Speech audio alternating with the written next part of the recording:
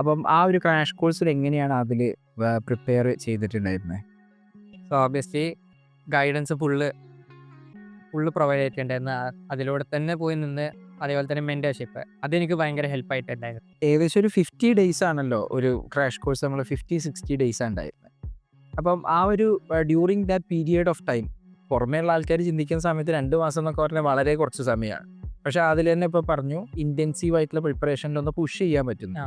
എത്രത്തോളം ആദിലിന് personally push ചെയ്യാൻ പറ്റിയിട്ടുണ്ടായിരുന്നു? And initially എത്രത്തോളം കോൺഫിഡൻ്റ് ആയിരുന്നു അതിൽ ഈ പുഷ് ചെയ്ത ഈ 2 മാസം പുഷ് ചെയ്താൽ കിട്ടാവുന്നതേ ഉള്ളൂ എന്നുള്ളതിൽ? എൻ്റെ ബോർഡ് എക്സാമിൻ്റെ ഇടയിൽ ബയോളജിക്ക് വേണ്ടിയിട്ട് 2 ആഴ്ച ഗ്യാപ്പ് ഉണ്ടായിരുന്നു. അപ്പോൾ അന്നേരം തന്നെ ഞാൻ IIT പ്രീവിയസ് ഇയർ പേപ്പർ ഒന്ന് അറ്റംപ്റ്റ് ചെയ്തിട്ടുണ്ടായിരുന്നു.